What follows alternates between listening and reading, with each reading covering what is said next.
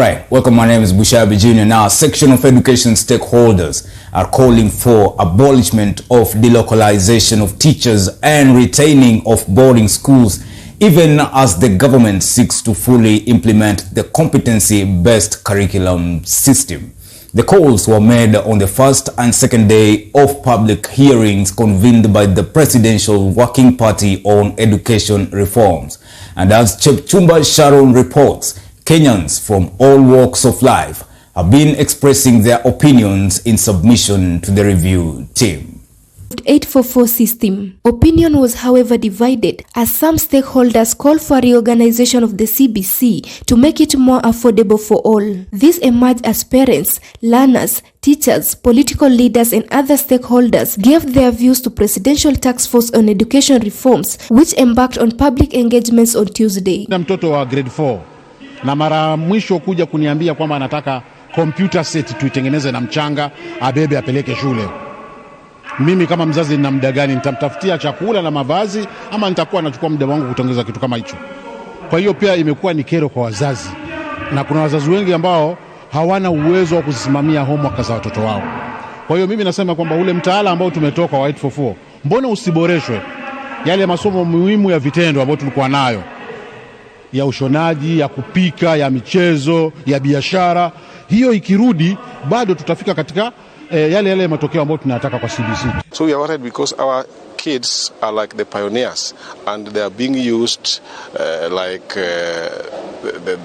the study components or the study participants. The 42-member team, which was appointed by President William Ruto last month, officially known as the Presidential Working Party on Education Reforms, the team visited Kwale County, Taita Taveta, Marsabit, Nyandarua, Turkana, Kericho, Busia, Migori, Mandera and Samburu County. There are issues that are being raised and they are very important ones to listen to, and we are being requested to consider issues of marginalization, issues of, for example, safety of our children, and also feeding programs, especially in seasons of drought. In Busia, the issue of grade 6 students joining junior secondary school in high school was highly refuted, with many arguing that the students are young and should still be under parental care. The issue of junior secondary should be done away with until further notice, because at the moment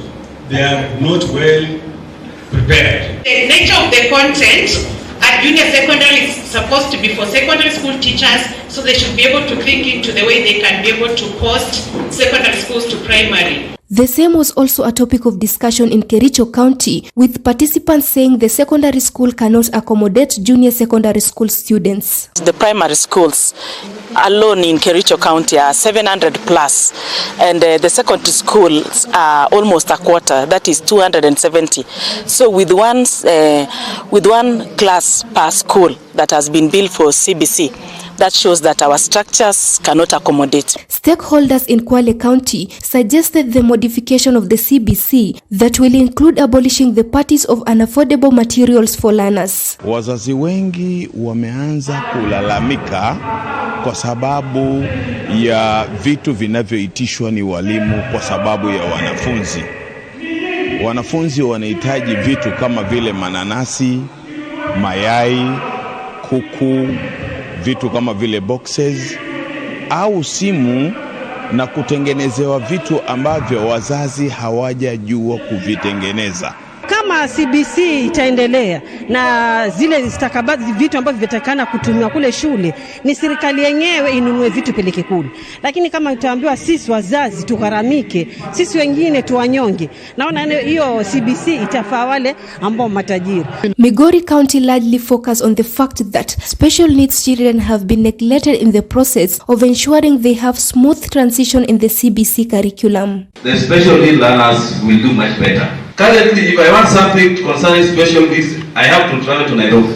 Yet we have the county. And as drought continues to bite Turkana County, the number of school dropout is on the high rise, and even more disheartening is the lack of infrastructure, shortage of teachers and insecurity. Insecurities in that county. So that student has had many challenges to study. Maybe they pass, and then they are being told You are going to select a school in your home county. To ask the government to give adequate funding to CBC programs. CBC is good, it's a well thought idea, it makes children to participate in learning practically. But now that this change has already occurred, we still need to look at this critically and see whether the students and the learners are ready for it. Despite the setbacks, some parents in Kwale County lauded the curriculum, saying it has equipped their children better than 844 system did. Juzi nimeenda mkutano wa shule, wazazi wote walikuwa in agreement kwamba mwalimu mkuu, watoto hawa wetu wa grade 6 wana uelefu sana kuliko wale watoto tuko nao mpaka class 8. Hao ni wazazi walisema, na pia hao wazazi wenyewe walikuwa wanapinga mambo na CBC na kwamba ni gharama na nini. On Thursday, the team will collect public views in different counties including Mombasa, Makueni, Nyeri, Elgeyo Marakwet, Bungoma, Nyamira and Homa Bay County. We know that Nyandarua County has been more or less like a settlement area for people coming from different parts of the country. Those, if you take like America, you know America is like is a settlement area. People move from different parts of the country to move there. And America has grown as a result of the education they have had.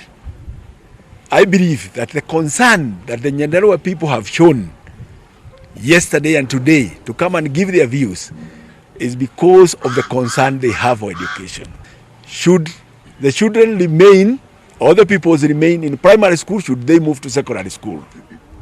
We want to hear on what they would want us to do, or the government to do, on the TVET education, on what they would want the government to do on ECD, so that that concern they have for education translates to something that brings transformation in this county. For Masomo News Live, I'm Sharon Chepchumba. County Education Board.